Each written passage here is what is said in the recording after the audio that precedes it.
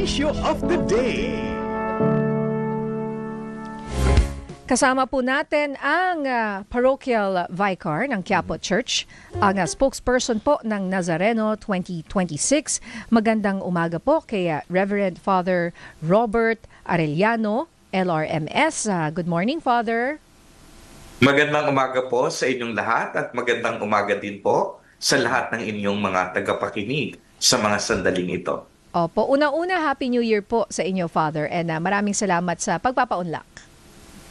Happy New Year din po sa inyo at gayon din sa ating mga tagapakinig po. Opo, syempre unahin na po namin na yung tanong na gaano ho ba kahalaga itong pananampalataya at anong klaseng pananampalataya? Kasi kanina, I don't know if you were listening, Father, yung aming discussion ni Jack, ano po ang kahalagahan nitong pananampalataya sa paglahok ng mga deboto sa traslasyon po ng Poong Nazareno ngayong 2026? Ang traslasyon ay ang pagpapahayag ng ating pananampalataya. Unang-una, ang isang deboto, kailangan may pananampalataya, no? Napakahirap magsakripisyo para sa isang deboto na wala namang pananampalataya o pinaniniwalaan. So ang isang deboto umaattend sa traslasyon o prosesyon dahil naniniwala sila sa Diyos. At kagaya ng aking sinabi, ang prosesyon o traslasyon ay isa lamang sa paraan ng pagpapahayag ng ating pananampalataya. So ang mga deboto na dumadalo sa taon ng prosesyon, nagpapahayag ng kanilang pananampalataya at paniniwala. Naniniwala sila sa isang Diyos na buhay, na tumutulong at gumagabay sa kanilang pang-araw-araw na pamumuhay. Naniniwala sila sa Diyos na lumikha ng langit at lupa. Pero ano, Father, yung dapat na mindset ng isang deboto? Sabi kanina nga pinag-uusapan namin, minsan, let's face it, minsan di natin maaalis na parang may mga kasamang wish sila na kaya nila gagawin yan dahil may iniintay silang kapalit. Sabi ko, which should not be the case talaga. Kasi iba yung devotion mo eh. Parang sabi ko nga, parang ginagawa mong genie. Hindi naman sa ganun dapat. Pero ano yun nga po? Ano po dapat ang mindset ng isang deboto kaya niya ginagawa yan? Napakaganda ng tanong mong yan, ano? Alam mo, naaalala ko nung ako'y nag-aaral ng theology, isa sa definisyon, no, na binigay sa akin nung professor sa amin, no, sa aming pagtatalakay, ano nga ba ang pananampalataya? What is faith? At ang sabi sa aming discussion, faith is believing in God no matter what happens. Ibig sabihin, hindi nakabase ang pananampalataya sa mga hinihiling. Bahagi ng pananampalataya ang hinihiling, pero ang pananampalataya ay hindi nakabase sa hinihiling. Kung hindi bahagi ito. Ibig sabihin, ang pananampalataya, unang-una ay paniniwala sa Diyos. Ano mang mangyari sa buhay mo, dinidinig man ang panalangin mo o hindi, nagtitiwala ka na may isang Diyos na buhay na patuloy na gumagabay sa iyong buhay. Naniniwala ka na pwede kang kumapit sa Diyos na ito, na hindi ka iiwanan anumang estado ng iyong buhay. Kaya ang mindset po ng isang deboto, base sa ating pag-aaral, bakit milyon-milyon ang pumupunta sa Quiapo Church? Hindi lang dahil may hinihiling sila. Marami dito na manata at bumalik dahil maraming panalangin na ang natugon at patuloy na tinutugon ng ating mahal na Poong Jesus Nazareno. So, to answer your question, ang mindset natin, yung paniniwala at pagtitiwala, hindi dapat nagbabago. Ano mang mangyari sa buhay natin. Nasa rurok man tayo ng tagumpay, nasa gitna man tayo ng pagsubok, alam natin na may Diyos na gumagabay at hindi tayo iiwan sa gitna ng laban ng buhay. Okay. Ayun, ang ganda ng pagkakasabi ni Father. Amen, Father Robert. Magandang reminder po yan. Kasi hindi po nga siya, sabi nga natin, no, hindi siya dapat conditional. Pupunta ka lang dahil meron kang wish, may dasal, meron kang hinihiling. Kumbaga, sabi mo nga, Jack, thy will be done. Pray for God's will. Hindi yung laging pabor sa'yo. Hindi Kung yung gusto mo. Minsan I mean, yung gusto mo, minsan hindi naman yun yung para sa'yo. di ba? May plan naman para sa'yo eh. Yun ang iidasal mo. Tama, kaya po yung sinabi ko kanina that faith is believing in God no matter what happens. Yes. Ibig sabihin, yung pagtingin mo sa Diyos, hindi nakadepende sa hinihiling mo. Bagamat may hinihiling ka, kung hindi agad binigay sa'yo, dapat hindi ka nagtatampo, hindi ka nagagalit sa Panginoon. Kung hindi, lalo ka pang nagtitiwala kahit hindi sinagot yung panalangin mo sa iyong expectation. Dahil alam mo na may mas magandang naghihintay para sa iyo at sinasagot lahat ng Panginoon ang lahat ng ating kahilingan sa tamang panahon, sa tamang pagkakataon. So maaaring maraming pamamaraan ng Diyos. Pero yung sa proseso ng paghihintay, hindi nababawasan yung ating pananampalataya sa Diyos. At ito yung mahalaga. Kasi may mga iba, di ba po, pagka hindi na nasagot yung panalangin, magtatampo, hindi na magdadasal, di ba? Gumagawa ng mga bagay na pagpapakita na nagagalit ako, naiinis, nairita ako. Hindi po ganun ang pananampalataya. Ang pananampalataya natin ay higit pa sa ating hinihiling. Dahil yung pananampalatayang ito ay paniniwalang may Diyos. Sagutin man yung panalangin ko o hindi, ayan nga yung sinasabi nyo, at the end of our prayer, sinasabi nating, thy will be done. Yes. Ayun. Okay, and para ho mabigyan ng kaunting history ang ating mga nanonood at nakikinig, we know na every year talagang ginagawa itong traslasyon. Pero kailan ho ba nag-umpisa itong traslasyon? Bigyan niyo po kami, mag-backtrack lang po tayo. Ito pong Poong Nazareno, bakit nga pa siya itim uli? At saka bakit talagang napaka-popular nito sa ating mga Pilipino? Kung mapapansin po ninyo, alam nyo po, kung babalikan pa natin ang history ng ating mahal na Poong Jesus Nazareno, babalik pa tayo ng 1606, no? Na kung saan yung mga missionary Augustinian Recollects, dinala yung imahe ng mahal na Poong Jesus Nazareno. Initially, ang mahal na Poong Jesus Nazareno ay nilagay sa Luneta area. During that time, bagong bayan ng pangalan. Then eventually, in the course of history, ito ay nilipat sa Quiapo. If I'm not mistaken, our history would say mga bandang 1767. At mula noon, nagkaroon na nga ng mga grupo dito sa loob ng simbahan ng Quiapo, ng mga confradia, na siyang nangangasiwa, no, sa debosyon ng mahal na Poong Jesus Nazareno. At kung inyong mapapansin, year 2024 lang, no, nagkaroon tayo ng malawakang paglalahad o pagsasapubliko na dapat ang ginagamit natin ay hindi itim kung hindi Jesus Nazareno. Dahil unang-una, siguro dahil na lang sa pag-agos ng panahon, no, nung tinatrack namin yung history, wala naman talagang writings, no? Wala talagang historical meaning, walang year na nagsasabi, at wala ring pronouncement mula sa simbahan na ito ay tatawaging itim na Nazareno. Dahil kung inyong mapapansin, biblically and scripturally speaking, wala namang nakalagay na itim na Nazareno sa Biblia. Opo. Ang pangalang ibinigay sa atin ay Jesus, na ang ibig sabihin ay tagapagligtas. At ang Jesus na ito, na isisilang ni Maria, ay nanahan, tumira sa Nazareno. Nazareth in English. Yung ibang term dyan, Jesus the Nazarene, Jesus the Nazarene, o sa wikang Filipino, sa pagta-translate natin, Jesus Nazareno. At isa sa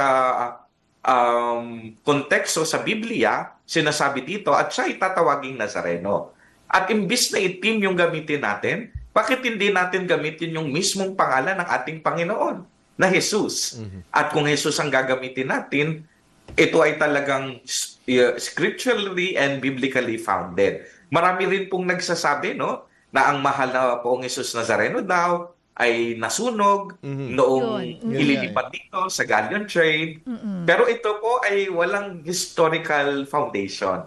Wala tayong makikita talagang dokumento na ito ay talagang naganap. May mga nagsasabi din na maaaring, oo po nga, malaking bahagi na maaaring ang itim na Nazareno ay naging itim dahil sa klase ng puno na ginamit.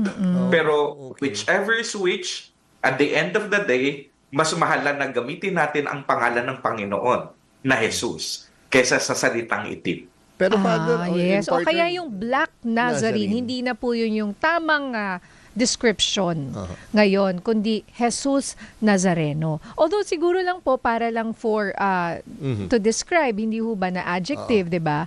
So you say black kasi yun po yung color nung kanyang Kakaiba po siya eh. That's dark what makes siya, it dark. so different from the others. Parang meron rin pong kumbaga, while it's not, sabi nyo nga, biblically accurate, Oo. yung pagiging dark ng kanyang skin tone, kumbaga parang para sa mga Pilipino, mas relatable. Hindi ho ba, Father Robert? Tama po yun. It's really true that they could relate with the color, pero mas universal na gamitin ang salitang Jesus. Oo. Paano naman yung ating mga katiboto na hindi makaka-relate sa kulay itim? Yes. So we need to use the universal na pangalan. At the same time, ang sabi ko nga po, ang talagang pangalan na masigit kaysa sa salitang itim ay Jesus. Oo. Yes, Ito yung of pangalan course, na Father. binigay Opo. sa atin sa Biblia. At ang pangalang Jesus nga ay napakamakapangyarihan.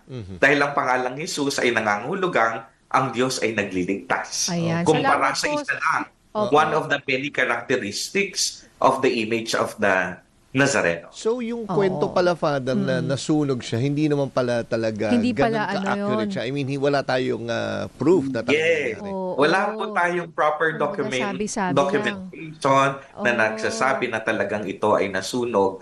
Wala po tayong mahahanap na mga writings Yes. o yung mga iniwan sa ating pamana na ito nga ay tunay na ganap. Pero alam natin na maraming pinagdaanan ang Nazareno. Nagdaan sa napakahabang panahon, sa iba't ibang area, nagkasunog sa simbahan, Yeah. nagkalindol, Oo. dumaan sa ikalawang digmaang pandaigdig, Oo. pero nanatili ang original na imahe. Okay. So ito yung masasabi natin na talaga namang bakit napaka mapaghimala ng imahe ng mahal na Poong Jesus Nazareno ay dahil nga sa napakahabang panahon nanatili pa rin ang kanyang original na anyo. Pero Ayun. Father, yung partner, di ba alam natin na gumagawa tayo ng mga stories, yung sinasabi yung parts. Sabi may mga, totoo ba yun? At least man lang totoo ba yung Father, na yung parts daw niya may maiba na pinalitan na, then may isa pa yata na nilipat sa isa pang imahe. Tama po ba?